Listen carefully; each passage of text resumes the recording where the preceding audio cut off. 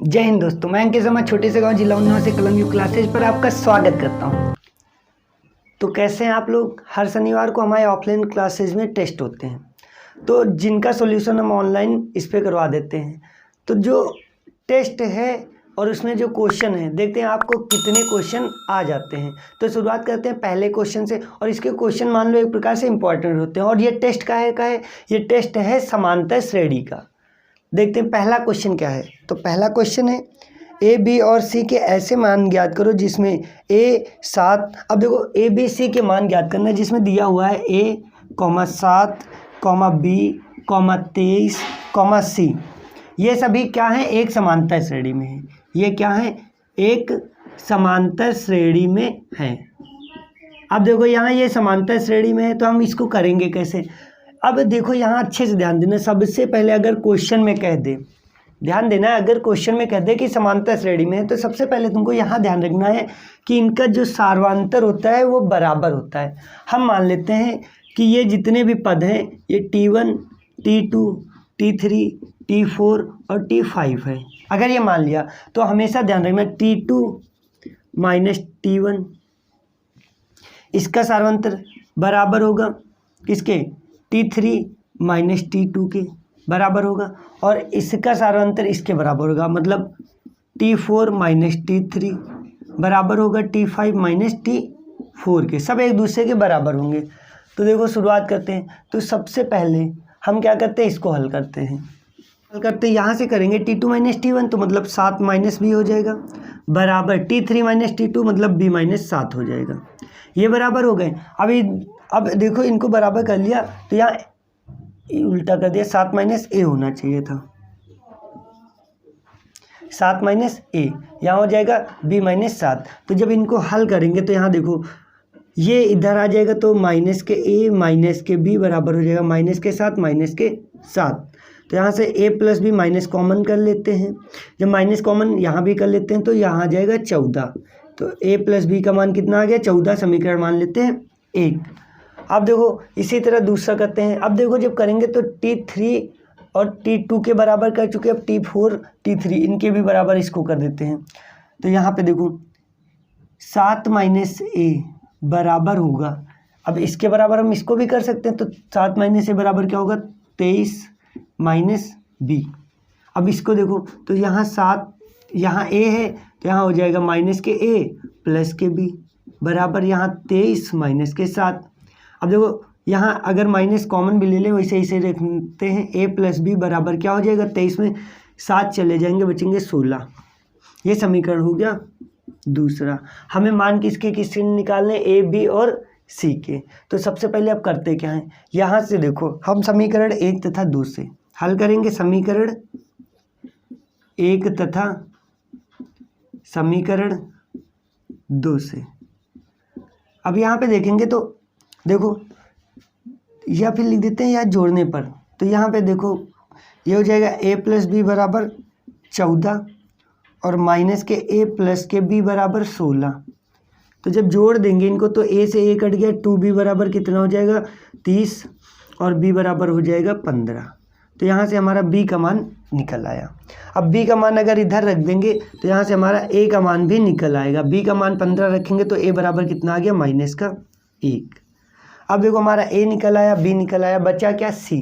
अब c निकालने के लिए देखो अच्छे से ध्यान देना है, इसको जो है इसके बराबर कर देते हैं। तो देखो c माइनस 23, इधर थोड़ा सा करते हैं तीसरा, c मतलब T5 माइनस T4 बराबर होगा 23 माइनस बी के, T4 माइनस T3। तो यहाँ T5 कितना है, c माइनस 23 बराबर होना चाहिए T4 मतलब 23 माइनस T3 कितना है b। अब देखो c माइनस 23 ऐसे ही रखेंगे, बराबर 23 माइनस बी की जगह कितना रख सकते हैं, 15। जब हम c बराबर करेंगे तो ये माइनस का उधर जाके प्लस का हो जाएगा। तो यहाँ 23 और 23 कितने हो जाएंगे, 46 माइनस 15। अब देखेंगे तो c बराबर यहाँ घटा देंगे तो कितना बचेगा, 3 और यहाँ बचेगा 1, 31। तो ये हमारे a b और c के मान आ चुके हैं। अब देखो सबसे पहले दोबारा एक बार देख लेते हैं। सबसे पहले यहाँ ध्यान देना है, ये तुम्हारा एक समांतर श्रेणी में है। अगर क्वेश्चन समांतर श्रेणी में कह दे तो हमेशा इनके सार्वधांतर क्या होते हैं, बराबर होते हैं। हर सार्वधांतर को बराबर करने के बाद समीकरण हल कर लेंगे और क्वेश्चन आ जाएगा। ये देखने में तो क्वेश्चन बहुत सरल लगते हैं, लेकिन ये आते नहीं हैं जब पेपर में आ जाते हैं। तो हम यहाँ पे जो क्वेश्चन है कुछ अलग टाइप के हैं। तो पहला क्वेश्चन हो चुका है, अब आते हैं हम अपने दूसरे क्वेश्चन पर। तो अब हमारा दूसरा क्वेश्चन क्या है। दूसरा क्वेश्चन भी बहुत इंपॉर्टेंट है, कई बार यूपी बोर्ड एग्जाम्स में पूछा भी गया है। तो देखो क्या है, क्वेश्चन में लिखा हुआ है k+2, 4k-6 और 3k-2 तीनों समांतर श्रेणी में है, तो k का मान बताओ। अब देखो अगर क्वेश्चन में सामने बताया ना समांतर श्रेणी कह दे तो तुरंत दिमाग में लगाना है कि इनका सार्वधांतर क्या होता है, बराबर होता है। तो सार्वधांतर बराबर होता है। अब देखो ये लिखेंगे, यदि समांतर श्रेणी में है तो, यदि समांतर श्रेणी में है तो क्या हो जाएगा, हम मान लेते हैं अगर इनको T1 मानना है तो T1 ये हो गया T2 और ये हो गया T3। तो इनके सार्वधांतर क्या होंगे, बराबर। मतलब T2 minus T1 is equal to होगा 3 और माइनस T2 के। अब देखो यहाँ रख देते हैं। तो जब कभी भी इसको हल करेंगे तो 4k-6 हो गया, ये ब्रैकेट में कर लिया, माइनस k+2 हो जाएगा। इसके बाद बराबर कर देते इधर T3 कितना है, 3k-2 है, और इधर करेंगे 4k-6 और बीच में लगा दिया हमने माइनस। अब देखो इसको जब हल करेंगे तो ब्रैकेट हटेगा, तो यहाँ पे माइनस का ये हो गया और ये भी माइनस का हो गया, बराबर। इधर भी सेम वही 3k-2, ये भी माइनस का हो गया और ये काहे का हो गया, प्लस का। अब देखो 4k में 1k जाएगा, कितना बचेगा, 3k। 6 और 2 कितने हो जाएंगे, -8, बराबर। यहाँ 3k में 1k जाएगा, -k हो जाएंगे, और 2 4 प्लस के 4 बचेंगे। k इधर आ गया तो कितने हो गए, 4k, बराबर कर देंगे। माइनस के उधर चले जाएंगे, कितने हो जाएंगे, 12। तो k का मान कितना निकल आया, 4×3 12। तो ये हमारा k का मान निकल आया। बहुत ही सरल सा सवाल था, लेकिन ज़्यादातर बच्चों के नहीं आते हैं इस तरह के क्वेश्चन, समझ ही नहीं आते करना कैसे है। तो इसका भी मान निकल आया। अब हम आते हैं अपने अगले सवाल पर। तो अब हमारा अगला सवाल है, अगले सवाल में दिया हुआ है कि समांतर श्रेणी में, ये समांतर श्रेणी दी हुई 21, 18, 15 डैश डैश डैश का कौन सा पद 81 है, -81 है। अब देखो यहाँ हमको क्या बताना है कि समांतर श्रेणी में इनका कौन सा पद 81। जब कभी भी ये पूछ ले कि कौन सा पद 81 है, तो यहाँ पे सबसे पहले प्रथम पद का मतलब होता है a, कितना दिया हुआ है, 21। उसके बाद इनका सार्वधांतर d के लिए हमने बताया सेकंड पद माइनस फर्स्ट पद 18 - 21, ये कितना आ गया, -3। और जो कहे कि कौन सा पद -81 है, तो यहाँ an कितना हो गया, -81। हम मान लेते हैं यहाँ पे निकालना क्या, nवां पद हमें क्या ज्ञात करना है, निकालना है। अब सूत्र होता है जब कभी भी nवां पद निकालते हैं तो an बराबर a + n-1 गुणे d। an कितना दिया गया है, -81, बराबर a कितना दिया गया है, a कहाँ चला गया, 21, प्लस n-1 गुणे d कितना हुआ है, -3।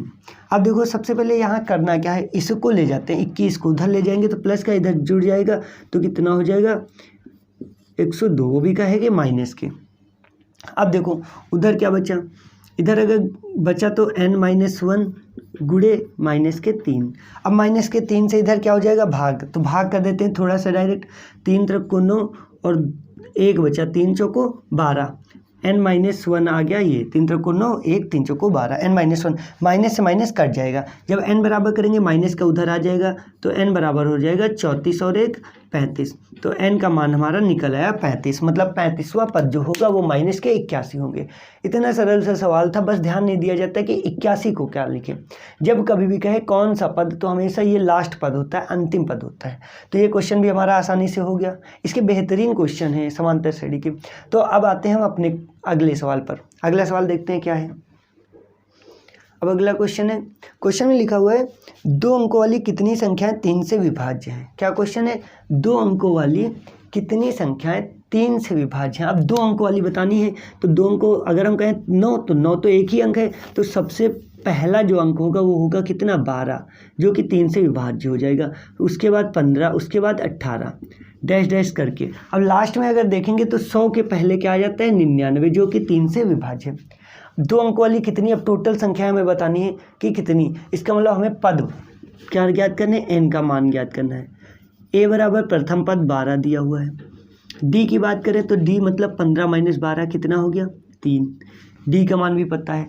अंतिम पद जो होता है an कितना दिया हुआ है 99। अब हमें सब कुछ पता है, सेम बस क्या निकालना है, n का मान निकालना है। तो an बराबर सूत्र सेम वही होता है समांतर श्रेणी का a + n - 1 गुणे d, क्योंकि ये देखो समांतर श्रेणी बन रहा है क्योंकि इनका सर्वांतर हमेशा बराबर होगा। अब देखेंगे an बराबर कितना है 99, a कितना है 12 + n - 1 गुणे d की जगह कितना लिख देंगे 13। अब देखो हमने सबके सब मान रख दिए, 12 इधर आके क्या हो जाएगा घट जाएगा, तो 99 में 12 हम डायरेक्ट थोड़ा सा घटा देते हैं, तो यहाँ कितने बचेंगे 87। अब देखो यहाँ से ये घटाने के बाद कितना आ गया 87 आ गया, बचा क्या n - 1 गुणे 3। अब देखेंगे, अब 3 से क्या कर देंगे इधर भाग कर देंगे, तो यहाँ n - 1 बराबर करेंगे, तो 3 से जब भाग करेंगे तो देखो 3 दूनी 6, 3 9 27, कितना आ गया 29। जब माइनस उधर चला जाएगा तो n बराबर हो जाएगा कितना 30। यहाँ से हमारा n का मान प्राप्त हुआ कितना 30। तो ये भी सरल सा सवाल था, देखो कैसे कितनी आसानी से आ गया। बस तुमको समझना है किसको क्या हम मानेंगे, अगर आपने सही से नहीं माना तो आंसर नहीं आ सकता है। हम देखो पहले पद को मानेंगे, ये सार्वधातुक डी होता है, इसको कहते हैं हमेशा अंतिम पद, और जो कितने पद निकालने वो होता है n। तो n, अब देखो ये हमारा क्वेश्चन हो गया। अब आते हैं हम अगले क्वेश्चन पर, तो हम आ जाते हैं अपने अगले क्वेश्चन पर। अगला क्वेश्चन हमारा क्या है, अगला क्वेश्चन बहुत ही सरल सा है, लेकिन थोड़ा सा जो है कर नहीं पाते हैं, समझ में नहीं आता क्या करें। लिखा हुआ है समांतर श्रेणी में पहला पद दिया हुआ है 3, दूसरा पद दिया हुआ है 15, तीसरा 27, उसके बाद दिया हुआ है 39 डैश डैश डैश का कौन सा पद उसके 54वें पद से 132 अधिक होगा। कहा गया का कौन सा पद उसके 54वें पद से 132 अधिक है। अब इसको समझना पड़ेगा, देखो कौन सा पद उसके 54वें पद से 132 अधिक है, तो कौन सा पद, तो हम मान लेते हैं nवां पद अधिक है। ये समांतर श्रेणी हम मान लेते हैं nवां पद क्या है अधिक है, तो पहले nवां पद तो निकाल लें। अब देखो nवां पद निकालने के लिए क्या करेंगे, हमें सेम वही a पता है कितना है 3 है, d पता है कितना है 15 - 3 कितना हो गया 12, a भी पता हो गया, d भी पता हो गया। और क्वेश्चन में कहा गया 54वें पद से 132, तो 54वां पद निकाल लेते हैं।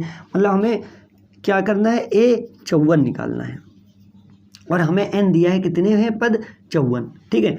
जब कभी भी इस तरह जाए 54वें पद से 53वें, तो हमको वही निकालना। तो देखो 54 कैसे निकालेंगे, a 54 बराबर होगा a + n - 1 गुणे d, तो a 54 लिख देंगे ऐसे ही, a की जगह 3 + n की जगह 54 - 1 गुणे d की जगह क्या आ जाएगा 12, ठीक है। अब देखो a 54 का मान निकालेंगे बराबर 3 + 54 में 1 चला गया 53 गुणे 12 आ जाएगा। तो यहाँ से देखो गुणा करके बस जोड़ना है, तो 12 × 3 = 36, 12 × 5 = 60 और 3 = 63, 636 आगे 3 जोड़ देंगे तो 639 हो जाएंगे। अब देखो क्वेश्चन में कहा गया कि ये हमारा 54वां पद आ गया। अब हम देखो कहेंगे 54वें पद से 132 अधिक है, कौन सा पद है, तो सबसे पहले 639 में हम जो है क्या कर देते हैं 132 जोड़ देते हैं, ताकि पद तो पता चल जाए। तो 9 2 11 3 3 6 1 7, 6 और 1 7, ये आ गया 771। अब क्वेश्चन में कहा गया कौन सा पद है जो 54वें पद से 132 अधिक है, तो 132 मतलब 771 हो जाना चाहिए। 54वां पद ये है, इससे 132 अधिक तो 771, इसका मतलब अंतिम पद हमें 771 दे दिया गया इस बार।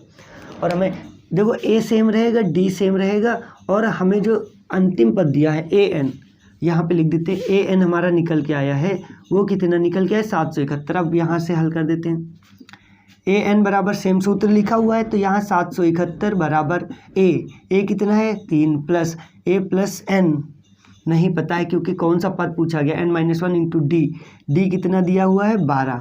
अब देखो हमने सबके मान रख दिए, यहाँ लिखेंगे हम 771 बराबर 3। अब देखो एक एक लाइन से अगर करें तो यहाँ से थोड़ा सा 3 घट जाएंगे, इसमें 3 प्लस के इधर आके घट जाएंगे, तो यहाँ बचेंगे 768 बराबर n - 1 गुणे 12 12 से भाग देंगे, 12 छंग 72, 4 12 चौको 48 बराबर n-1। n बराबर करेंगे तो यहाँ 64 और 1 65, मतलब इसका 65वां जो पद होगा वो 600 जो इसके 54वें पद से 132 अधिक होगा। ये थोड़ा सा क्वेश्चन गलत, मतलब सही से समझ में नहीं आएगा किस में क्या निकालना है, तो ध्यान देना है 54वां पद पहले निकाल लेंगे, उसके बाद उसमें 132 जोड़ेंगे तो हमको पता चल गया ये पद कौन सा है, 771। बस हमें करना क्या है कि इसमें बताना है कौन सा पद इतना अधिक है, तो यहाँ पे पता चल गया इसका 65वां पद जो है इससे 132 अधिक है। अब आते हैं हम अपने अगले क्वेश्चन पर। अब देखते हैं अगला क्वेश्चन क्या है। तो अगले क्वेश्चन में दिया गया है प्रथम 1000 धन पूर्णांकों का योगफल ज्ञात कीजिए। कितने? प्रथम 1000 धन पूर्णांक। तो 1000 धन पूर्णांक इसका मतलब 1 से शुरू होगा, उसके बाद 2, उसके बाद 3, उसके बाद 4, उसके बाद डायरेक्ट लास्ट में कितना आ जाएगा 1000। अब देखो हमें 1000 धन पूर्णांकों का योगफल ज्ञात करना है। सीधी सी बात है, योगफल का सूत्र लगा देंगे, हमें सब कुछ तो पता ही है। ए का मान 1 हो गया, डी की बात करें तो 2 - 1 मतलब 1 हो गया, ए और डी निकल आए। अब देखो अंतिम पद, यहाँ से हमें टोटल पद अगर बात करें तो 1000 पद होंगे, मतलब n का मान कितना हो जाएगा 1000। हमें सब कुछ पता है, अब योगफल का सूत्र लगाएंगे तो योगफल बराबर, योगफल का सूत्र क्या होता है s, कितने पदों का योगफल निकालना है 1000। Sn बराबर, सूत्र हम पहले लिख के दिखा देते हैं, Sn बराबर n/2 और ब्रैकेट के अंदर होता है 2a + n-1 गुणे d, ये होता है सूत्र। अब देखेंगे अगर हम तो Sn की जगह n मतलब 1000 दिया हुआ है, n/2 थोड़ा सा नीचे लिख देते हैं, S 1000 बराबर n कितना है 1000/2 और 2, a की जगह 1 + n-1, n-1 यहाँ करेंगे तो 1000 - 1 हो जाएगा और गुणे d की जगह कितना 1। अब बस करना क्या, इसको जोड़ देना है और गुणा भाग जो भी है कर देना है। 2 से काटेंगे तो यहाँ आ जाएगा 500, अंदर करेंगे तो 2 आ जाएगा प्लस 999 आ जाएगा, क्योंकि यहाँ 1 घट गया। अब इसका 999 में 2 जोड़ देंगे तो देखो 2 जोड़ेंगे तो 1000 आ जाएगा, 1001 आ जाएगा, तो यहाँ 500 गुणे 1000 1 हो गया। अब क्या करेंगे, गुणा कर देते हैं। तो जब गुणा करेंगे तो यहाँ देखो 5 × 5, 2 0 लग गए, 5 × 5 और 2 0 और लगा दिया, तो ये हमारा 1000 पदों का योग आ गया है। देखो कितनी आसानी से आ गया। देखने में सवाल बहुत कठिन लग रहा था। अगर क्वेश्चन में 100 तक कहेगा तो यहाँ 100 लिख लेंगे, 1000 कहा तो 1000 लिख लेंगे, 1000 से ज़्यादा पूछा नहीं जाएगा। अब ध्यान देना, यहाँ हमने सब लास्ट वाले इसको कहा जाए तो इतने पद, मतलब टोटल हमको पद पता है, अगर ना पता होते तो an से निकालते, an बराबर a + n-1 × d से। अब देखो ये अगर अच्छे से समझ में आ गया है तो अब आते हैं अब अगले सवाल पर। तो अब अगला सवाल है अपना, अगले सवाल में बताया गया है संख्याओं की उस सूची के प्रथम 25 पदों का योग ज्ञात कीजिए जिसका nवां पद an + 3 + 2n दिया गया है। जिसका nवां पद जो दिया गया है, nवां पद वो है, कहाँ चला गया, an बराबर 3 + 2n, ये दिया हुआ है और कहा गया उस सूची के प्रथम 25 पदों का योग ज्ञात करना है। कितने? 25 पदों का योग। तो हमको जब पता चल गया 25 पदों का योग ज्ञात करना है, तो इसका मतलब पदों की संख्या 25 है, इसका मतलब n बराबर हमें 25 पता चल गया, लेकिन पद तो नहीं पता है, तो हम यहाँ से क्या कर देते हैं, पद निकाल लेते हैं। तो an जब करेंगे तो यहाँ देखो a1 रख देंगे, a1 जब रखेंगे तो यहाँ 3 + 2 गुणे 1 हो जाएगा, तो यहाँ से a1 निकला 3 + 2 कितना निकल आया 5। अब जब यहाँ पे 2 रखेंगे a2 तो यहाँ देखो कितना हो जाएगा 1 निकल आया, यहाँ n बराबर 1 रखने पर। अब n बराबर कितना रखेंगे 2, तो a2 3 + 2 गुणे यहाँ हो जाएगा 2, तो 3 + 5, 5 और 3 8 हो जाएगा, यहाँ 2 दूनी 4 हो जाएगा, 4 और 3 कितना हो जाएगा 7। तो अब देखते हैं, अब देखो यहाँ 5 हो गया पहली संख्या, दूसरी 7 हो गई। इसी तरह अगर देखेंगे तो 5 और 7, उसके बाद 3, यहाँ 3 भी रख के देख लेते हैं। n बराबर 3 रखेंगे तो यहाँ हो जाएगा a3 बराबर 3 + 2 गुणे 3, 3 दूनी 6 और 3 9, तो यहाँ आ गया 9। अब ये जो हमारी समांतर श्रेणी बनी है 5, 7, 9 डैश डैश डैश, ये हमारी समांतर श्रेणी बन गई। अब हमें पता चल गया पहला पद a बराबर 5, d बराबर 7 - 5 कितना आ जाएगा 2, a भी पता चल गया, d भी पता चल गया और n भी पता चल गया। अब हम निकालते हैं योग, तो किसका, S25 का, इधर कर देते हैं क्योंकि उधर आएगा नहीं, तो S25 बराबर n/2, n कितना है 25/2, यहाँ थोड़ा सा हम इधर करते हैं क्योंकि इधर थोड़ा सा इधर करते हैं, S25 बराबर n/2 25/2 2a 2 गुणे a की जगह कितना आ जाएगा, a की जगह 5 है 2a प्लस n की जगह 25 माइनस 1 गुणे d की जगह कितना है 2। तो ये हमने सब मान रख दिए। अब यहाँ देखो S25 बराबर क्या हो जाएगा, यहाँ हो जाएगा 25/2 और यहाँ हो जाएगा 5 दूनी 10 प्लस 24 दूनी 48। थोड़ा सा जल्दी करने की कोशिश, 25 में 1 गया 24, 24 दूनी 48। अब देखो 48 और 10 जोड़ देंगे कितने हो जाएंगे, 25/2 गुणे 48 10 हो जाएंगे 58। अब 2 से काट देते हैं, 2 दूनी 4 1 दोनों ही 18। 25 का 29 से क्या करना है, बस गुणा कर देना है। तो 25 का 29 25 8 225 नहीं है, 225 के 5 हासिल लेके 22। अब देखो 25 दूनी 50 50 भी 70 और 2 72 आ गया आंसर 725। तो ये हमारा क्या आ गया आंसर, कितने 25/2 का। तो ये भी उम्मीद करते हैं आपको अच्छे समझ में आ गया होगा। इस क्वेश्चन में बस कुछ करना नहीं था, सबसे पहले पद निकाल लेना, उससे समानता श्रेणी बन जाती है। जब समानता श्रेणी बन जाए तो बस 25/2 का योगफल निकाल लेना। अब आते हैं हम अपने अगले क्वेश्चन पर। तो अपना अगला क्वेश्चन है, लिखा हुआ है -8, -6, -4 डैश डैश के कितने पदों का योग 52 होगा। अब कहा गया कितने पदों का योग 52 होगा, तो 52 होगा, इसका मतलब योगफल जो दिया SN बराबर दिया है 52। जब भी कहे योगफल दिया है तो इसका मतलब ये योगफल दिया हुआ है। कितने पद मतलब n का मान निकालना है। a की बात करें तो a बराबर दिया है -8, d की बात करें तो -6। अब -6 में -8 घटा देंगे तो माइनस माइनस हो जाएगा, यहाँ पे इधर लिख देते हैं ऐसे। तो यहाँ -6 प्लस 8 तो यहाँ आ जाएंगे 2। हमारे सब मान निकल आए हैं, बस हमको हल करना है। SN बराबर होता है सूत्र n/2 2a प्लस n-1 गुणे d। अब देखो यहाँ करेंगे n का मान कितना दिया गया है 52 बराबर n पता नहीं है क्योंकि n ही तो निकालना है, 2 गुणे a की जगह -8 प्लस यहाँ n-1 रखेंगे क्योंकि मान दिया गया नहीं, d की जगह कितना लिख देंगे 2। अब देखो हल करते हैं तो यहाँ n/2 ऐसे ही रहेगा, यहाँ रहेगा 52 बराबर, इसको हल अगर किया हमने तो 8 दूनी -16 और यहाँ प्लस n-1 गुणे 2। अब हम जो है एक एक करके इधर उधर करते हैं ताकि थोड़ा सा सवाल आसान हो सके। अब देखो 2 से हो रहा है हमारे यहाँ भाग, इधर जाके क्या हो जाएगा गुणा। तो 2 से 2 दूनी इधर लिखते हैं, हमें लगता है सवाल ज़्यादा बड़ा हो जाएगा। तो 2 दूनी 2 दूनी 4 2 पंचे 10 104 आ गया। इधर हल करेंगे तो यहाँ देखो यहाँ बचा हमारा n और अंदर की बात करें तो यहाँ बचा हमारा देखो 2, यहाँ करेंगे तो 2n-2 हो जाएगा। तो 16 और 2 18। तो यहाँ थोड़ा सा स्पीड में करते हैं, यहाँ जब करोगे तो 2 कर्नम 2 और 2n, तो 16 और 2 कितने हो जाएंगे 18, माइनस के 18 और प्लस के क्या आ जाएंगे 2n। ये इतना हो गया इसको हल करने के बाद। अब इसका गुणा कर देते हैं तो 104 बराबर, यहाँ जब गुणा करेंगे तो माइनस के 18n हो जाएगा, इधर 2n², ये तो द्विघात समीकरण बन गया। तो यहाँ देखो एक तरफ लिख लेते हैं 2n² माइनस के 18n और यहाँ आ जाएगा माइनस के 104 बराबर 0। 2 पूरे में कॉमन हो जाएगा तो n² माइनस के 9n और माइनस के 2 पंचे 10 2 दूनी 4 बराबर 0। अब यहाँ पे देखो गुणा करने पर 52 आना चाहिए और जोड़ने घटाने पर 9, तो बस 13 चौको 52, 13 में 4 गए 9 बच गया। तो देखो n² माइनस 13n और प्लस के 4n माइनस के 52 बराबर 0। अब यहाँ से n कॉमन ले लिया तो बचा क्या n-13 और इधर 4 कॉमन ले लिया तो बचा क्या n-13 बराबर 0। तो यहाँ n-13 जो है पूरे में कॉमन है तो n+4 बच गया और बराबर 0। यहाँ n के 2 मान प्राप्त हो गए। एक इनको 0 के बराबर करेंगे तो n बराबर कितना आ जाएगा 13, इसको करेंगे तो n बराबर आ जाएगा -4। तो ये थोड़ा सा कठिन सा सवाल था जो बड़ा भी था।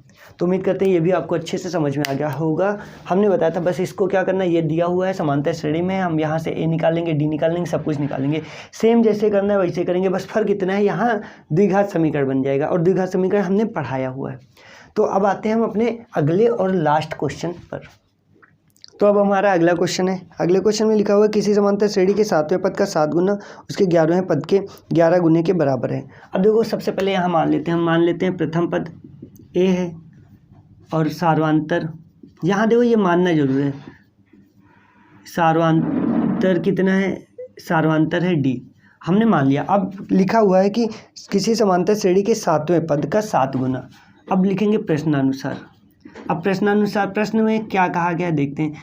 किसी समांतर श्रेणी के 7वें पद, तो 7वें पद को हम a + 6d लिख सकते हैं और उसका लिखा हुआ है 7 गुना, बराबर किसके हैं, उसके 11वें पद के। 11वें को a + 10d लिख सकते हैं और ये बराबर है किसके, उसके 11 गुने के।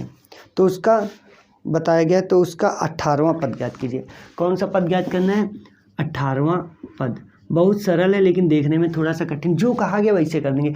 सार्वधातुक मान लिया, प्रथम पद मान लिया, सार्वधातुक मान लिया, उसके बाद देखो कहा गया 7वें पद के 7 गुना, 11वें पद के 11 गुने बराबर हैं, तो हमने कर दिया। यहाँ 6d लिखा क्योंकि 7वें पद को हम a + 6d लिख सकते हैं। अब देखो क्या करना है, बस गुणा कर दो। यहाँ हो जाएगा 7a + 7 × 42d बराबर, अगर इधर की बात करें तो यहाँ हो जाएगा 11 और प्लस 11 धाम का 110d कर दिया। अब देखो यहाँ से जो है हम करेंगे क्या, एक तरफ कर लेते हैं। यहाँ देखो जब करेंगे a तो यहाँ हो जाएगा 7 × 4 = 11, तो यहाँ -4a। थोड़ा सा डायरेक्ट करने की कोशिश करते हैं। यहाँ जब 42 प्लस का है उधर जाएगा घट जाएगा, तो यहाँ 10 में 2 गए 8 आ जाएगा और यहाँ 10 में 4 गए 6 आ जाएगा। यह आ गया 68d। अभी देखो a बराबर माइनस के a बराबर करेंगे, यहाँ 4 से कट जाएगा, 4 × 4 2 4 7 28 17, वो भी 17d बचा। तो माइनस के a बराबर देखो क्या आ गया, माइनस उधर भेज देते हैं, तो a बराबर आ गया -17d। यहाँ पे a बराबर -17d आ चुका है और हमें निकालना है 18वां पद। और हम 18वें पद को कैसे लिख सकते हैं, a + 17d इस तरह लिख सकते हैं। और यहाँ देखो अगर माइनस वाले को हम इधर ले आएँ तो यहाँ क्या हो जाएगा, a + 17d और बराबर में क्या बचेगा, 0। तो ये हमारा क्या आ गया, आंसर आ चुका है। तो उम्मीद करते हैं आपको ये लास्ट वाला क्वेश्चन भी अच्छे से समझ में आ गया होगा। बस यहाँ देखो पूरा इसे ही आंसर आ गया, कुछ करना ही नहीं पड़ा। तो इसके क्वेश्चन जो थे बहुत इंपॉर्टेंट, मान लो एक अलग ही टाइप के थे और पूरे समांतर श्रेणी से संबंधित हैं। तो उम्मीद करते हैं आपको सारे क्वेश्चन अच्छे से समझ में आ गए होंगे। तो अब मिलते हैं नेक्स्ट चैप्टर के साथ।